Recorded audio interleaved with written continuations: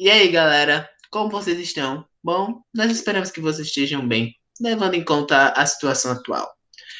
Hoje nós estamos mais um dia, mais uma vez para nós discutirmos nesse podcast Patinos. Bom, essa duplinha aqui, como vocês já sabem, é composta por mim, Edilson, e minha querida amiga Shailane. Olá, gente. Bom, hoje nós estamos aqui para debater um pouquinho sobre o documentário A Última Abolição. Bom, é um documentário bem interessante. Ele retrata todo o resultado, como foi a luta pela abolição, desde antes e depois, agora, pós-abolição. Ele debate muita coisa, ele debate as memórias perdidas, as memórias que nós temos, toda a luta, todo o processo.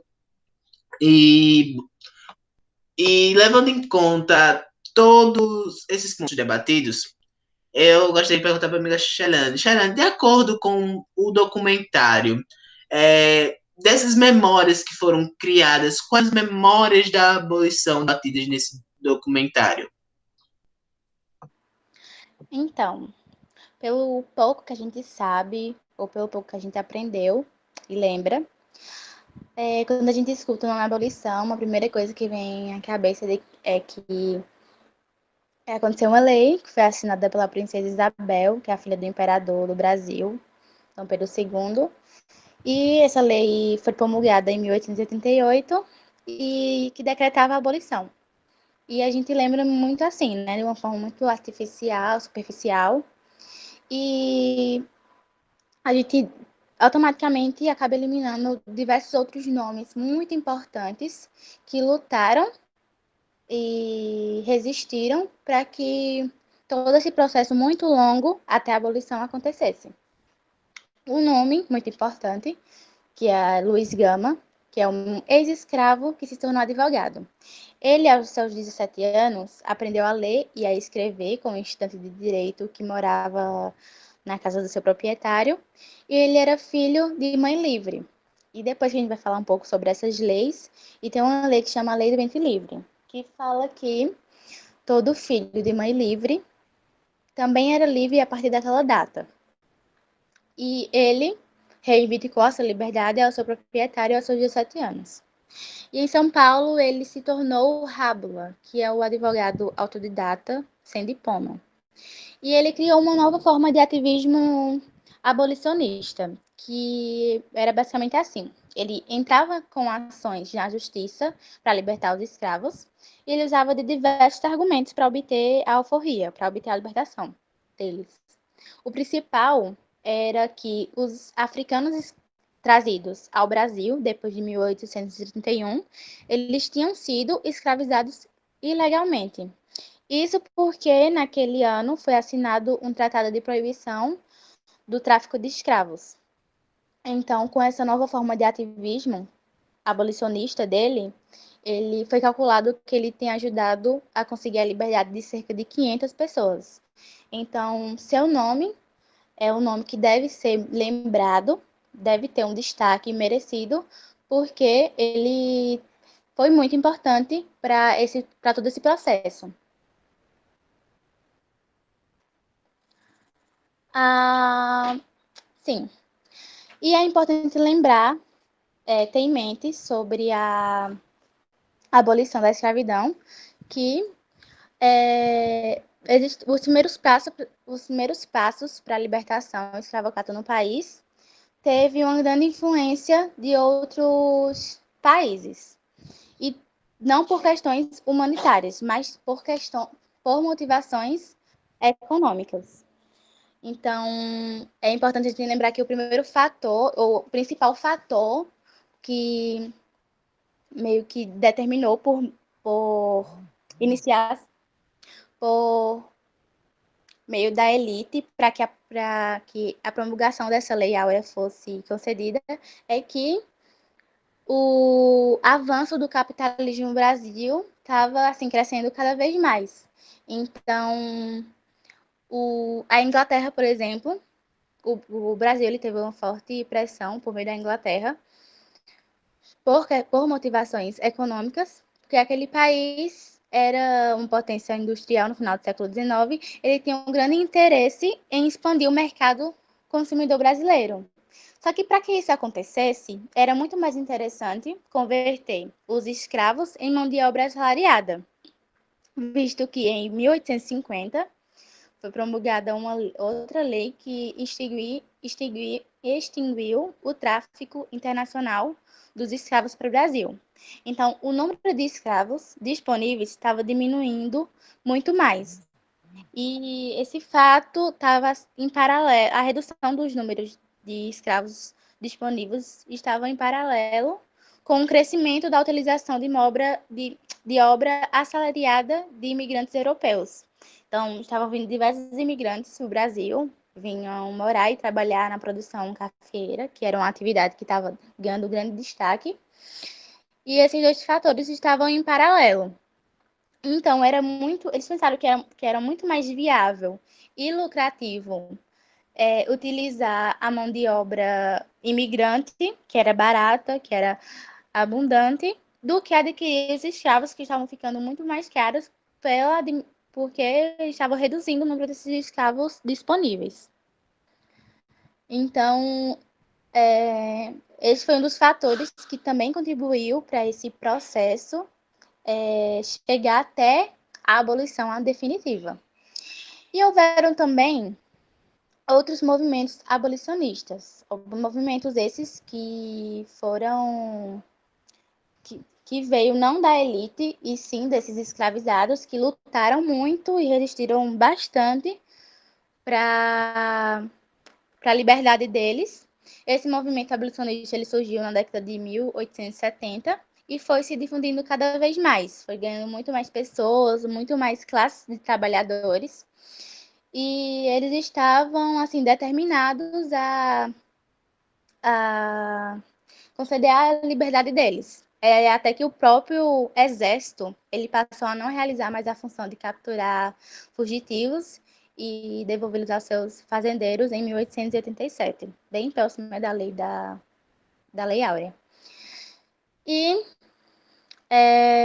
enfim, falando mais um pouco sobre a resistência da população escravizada, houve também várias rebeliões em todo o país, formando quilombos de negros fugitivos, que a gente sabe que o mais famoso o mais importante deles foi o Quilombo dos Palmares, foi liderado por Zumbi dos Palmares. Então, existiram diversas formas de resistência dentro desses movimentos abolicionistas, que também foram fatores importantes para que a abolição acontecesse. Mas, enfim, todo esse contexto ele se tornou muito inviável a manutenção da escravidão. E isso levou à promulgação da Lei Áurea, né? Tardiamente, porque o Brasil ele foi o último país independente do continente americano a abolir a escravatura. E, enfim, já falei sobre todos esses fatores, mas a influência da abolição dos outros países, né? Como já falei, o Brasil ele foi o último país independente a abolir a escravatura. Só que e outros países aboliram primeiro, né? E a influência desses países foi um fator muito importante para a abolição do Brasil. Então, Edilson, me fala um pouco sobre quais foram essas influências de quais países em relação ao Brasil. Bom, Shailane, realmente, como você disse, o Brasil foi o último da América a atribuir a abolição da escravatura. O primeiro foi o Haiti, que foi um grande marco, porque no momento era a colônia europeia mais rica, ela produzia muito café e também açúcar. E no momento em que aconteceu a abolição, acabou que a abolição dos escravos acabou se tornando uma revolta escrava, onde foi muita guerra, um ataque ao poder. E, além disso, futuramente acontecia a abolição nos Estados Unidos e acabou se tornando uma guerra civil entre as populações, porque mesmo que acontecesse a abolição em si, não tinha mudado muita coisa, porque tecnicamente só tinha dado a ilusão de estar livre, mas não, futuramente veio outros projetos de lei dentro desses países que só fizeram segregar, isolar e limitar mais ainda essa liberdade. Então, dentro do Brasil, a gente tinha dividido os escravistas e os abolicionistas. O, o que justamente era dentro dessa briga era que os escravistas não queriam abolir a escravidão porque alegavam que se abolisse ia acontecer a mesma coisa do Haiti. Temiam que ia também acontecer uma revolução escrava. Mas justamente os abolicionistas acreditavam que é, a revolução só aconteceu pelo longo tempo da escravidão, onde os escravos estavam passaram por situações horríveis, coisas inumanas, por isso por isso essa revolução aconteceu. E aí ficou nesse cabo de guerra.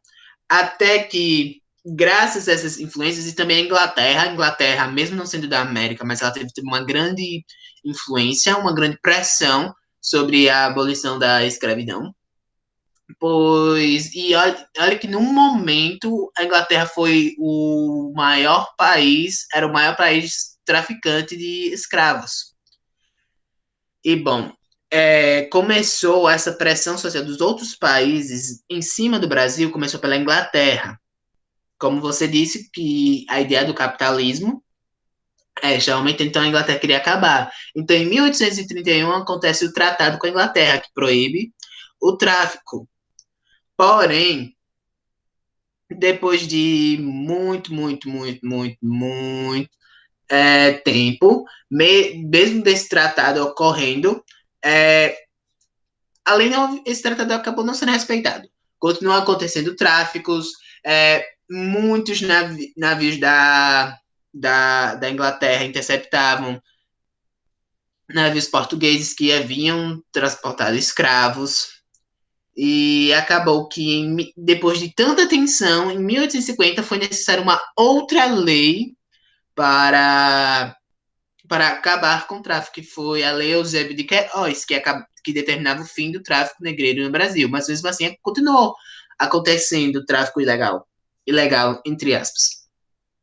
É, na verdade, em 1871, é declarada a Lei do Ventre Livre, que diz que a partir daquele ano, os filhos de escravas que nascessem, eles estariam livres, porém eles teriam que ficar nos cuidados do senhor até os 8 anos. E aí eles poderiam escolher entre pagar uma taxa de indenização, que seria a taxa de alforria, ou poderiam escolher trabalhar certo período de tempo. Só que entre 1850 e 1871, a gente vê que aconteceu muitas outras coisas. Essa é uma das memórias que são mostradas e discutidas no documentário, que dentro desse momento acontece essas leis abolicionistas que vieram acontecendo de pouquinho em pouquinho para tentar apaziguar a tensão social, a tensão que estava no momento. Veio a questão Christie, eu não sei se está certa a pronúncia, que foi uma ruptura diplomática entre o Brasil e a Inglaterra por causa da escravidão no Brasil. Além disso, veio a lei que dizia que os negros que estavam no exército servindo poderiam estar livres, e também foi o decreto que acabou com os leilões de escravos entre 1850 e 1871, ou seja, a gente pode perceber que veio acontecendo de pouquinho em pouquinho, porque não queriam chegar ao ponto de abolir a escravidão, então eles vinham dando de pouquinho em pouquinho, leis por leis, para tentar apaziguar a tensão. Só que aí, depois da proclamação da Lei do Ventre Livre, veio em 1885 a Lei dos Sexagenários. Só que era uma lei muito falha. Todas as leis que davam a ideia de liberdade, mas eram falhas. Na Lei dos Sexagenários, os escravos estariam libertos após uma determinada idade, uma idade um tanto mais avançada. Só que a maioria dos escravos não chegava naquela idade, pois as condições que se viam eram as piores condições do mundo.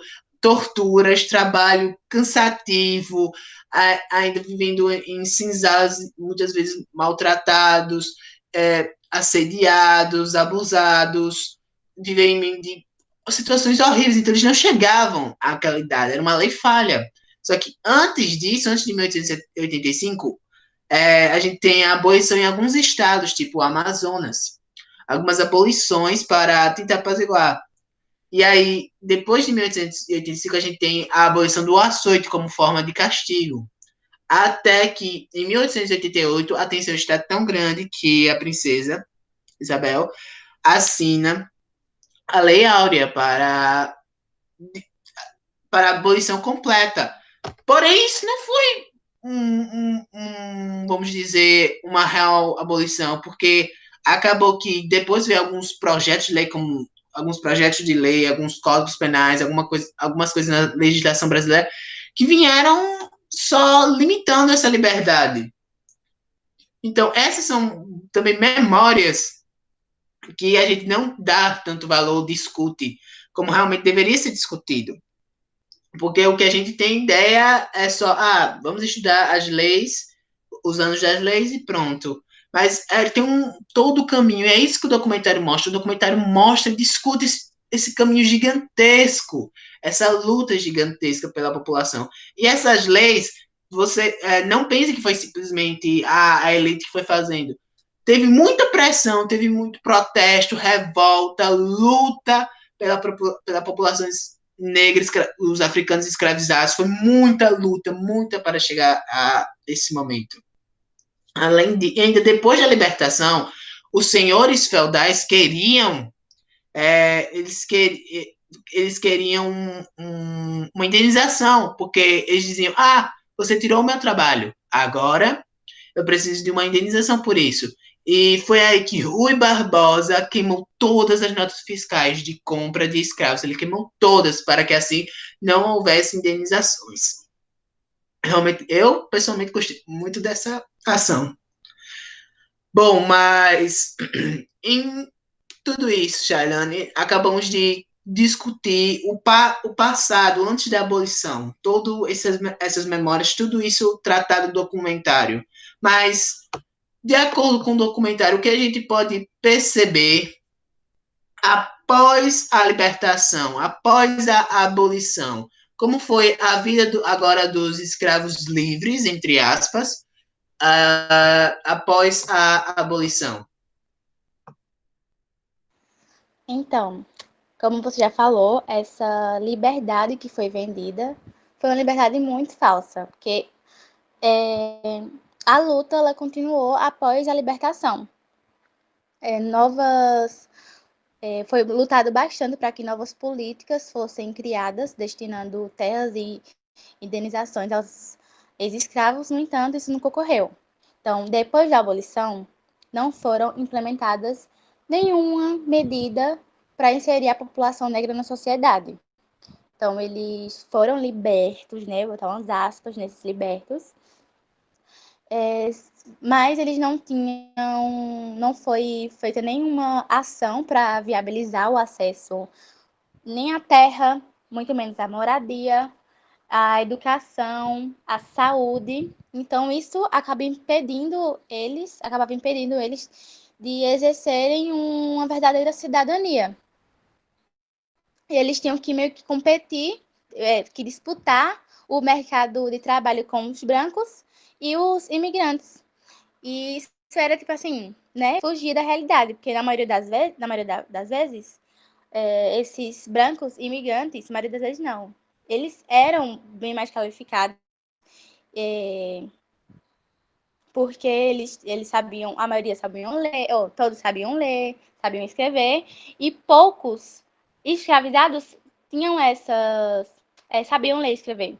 Então, esses brancos e imigrantes eram muito das vezes eram mais qualificados e não carregavam também o ranço da escravidão recente. Então, não foi... os negros foram abandonados à própria sorte, sem a realização de reformas que os integrassem verdadeiramente na sociedade. E por trás disso, havia um projeto de modernização conservadora que não tocou no regime de latifúndio e, de certa forma, exacerbou o racismo como uma forma de discriminação. E a gente pode ver isso refletido até hoje, né? Mesmo se passando 132 anos após 13 de maio de 1888, mas a gente vê isso muito refletido nos dias de hoje. Essas relações raciais são muito assimétricas, com camadas populares majoritariamente formadas por negros condenados à exclusão social. A gente, como já falei, é muito vista hoje em dia. E tem alguns dados que são levantados pela ONU, que são que dizem que 70% das pessoas que vivem em situação de extrema pobreza no Brasil são formadas por negros. O salário médio da população negra no país é 2,4 vezes mais baixo do que o dos negros. Além disso, 80% dos analfabetos brasileiros são negros e mais de 40% das vítimas de homicídios no país são negros. E são negros de 15 a 29 anos. Aliás, apesar desses dados serem poucos dos muitos que existem, se a gente abrir hoje se a gente ligar a televisão ou abrir o jornal, a gente vê que a maioria dos homicídios são a maioria das pessoas mortas sem motivo algum são pessoas negras, né, que estão morrendo diariamente. E essas políticas, né, que afirmam, com ou sem o recorte específico de raça, elas ajudam a reduzir disparadamente esses dados. Então, é um processo, é um caminho que ainda... É uma luta que ainda não acabou, né, apesar de 13 de maio ser muito comemorado. É um dia que deve ser de luta e consciência, porque essa luta não acabou e a gente vê isso muito refletido, mesmo se passando 132 anos do fim da escravidão, né? A gente vê isso muito refletido hoje em dia. E esses fatores são abordados no documentário de forma que faz você refletir sobre diversas coisas que você não sabia a resposta. Então, eu também acho muito importante indicar esse documentário para que você tenha mais conhecimento e informações sobre a nossa história, que é muito importante, né? Sim, tem uma exposição também, uma exposição chamada As Histórias de Mulheres que Lutaram contra a Escravidão, que ele fala sobre mulheres muito importantes que lutaram bastante, que resistiram e contribuíram para que a abolição acontecesse. Só que, no entanto, né, como diversos outros nomes de pessoas negras não são mencionados, essas mulheres também não são. Né? Também o cargo delas serem mulheres também contribui para que elas não sejam mencionadas. Nomes como Adelina, como Maria Firmina dos Reis, Anastácia, Maria Tomásia Figueira Lima e diversos outros nomes que contribuíram de diversas formas de luta e que lutaram para que a população negra fosse libertada. E é isso, gente. Foi Eu só quero basicamente... acrescentar sobre uma parte que eu vi que foi realmente muito interessante, muito impactante, sobre a pós-libertação, porque depois da libertação, o próprio império, a própria justiça veio limitar a libertação, como eles vieram com o Código Penal de 1890. Eles vieram em 1890 com um Código Penal e com uma legislação que cortava basicamente a libertação, porque agora estavam libertos. Só que libertos, mas eles estavam sem dinheiro, sem casa, sem forma de voltar para casa. Eles estavam à mercê. Eles haviam se trazidos como escravos, escravizados, e agora estão livres, mas eles não têm nada. Aí, aí, aí vieram esse Código Penal para cortar mais ainda a liberdade deles. Por exemplo, até 14 anos é proibido vadiagem, mendigagem e outras coisas que acabam limitando mais ainda a um meio que esses escravos recém-libertos poderiam viver, sem tirar que muitos senhores eram espertos e sabe, e antes de ser declarada a Lei Áurea, eles se reuniram com os escravos e disseram: ok, agora vocês estão libertos. Porém, se vocês trabalharem comigo até certo período de tempo, se vocês trabalharem aqui até com tanto dinheiro, eles já faziam essas negociações com os escravos, porque eles não eram bestas, eles sabiam do que estava acontecendo e estavam tentando fazer uma contenção de danos. Sem tirar disso, a gente tem o André Rebouças, que foi mencionado no comentário. Eu achei um cara muito interessante, muito legal. Eu queria muito ter sido amigo desse homem, porque ele era engenheiro e ele defendia a reforma agrária. Não adianta, ele defendia a reforma agrária. Não adianta você fazer a libertação, mas eles estarem à mercê de tudo. Eles estarem sem ter onde viver, sem ter onde ao menos tirar um ganha-pão, então ele reformou a reforma agrária, para que agora os escravos recém-libertos tivessem um certo pedaço de terra, para que eles pelo menos possam gerar algum trabalho, uma fonte de sustento.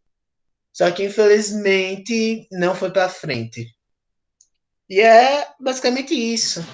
O que o que o documentário apresenta são essas memórias atuais e passadas da escravidão e como elas afetam a gente agora. Você quer acrescentar mais alguma coisa, Charlene? Não, amigo, eu acho que foi.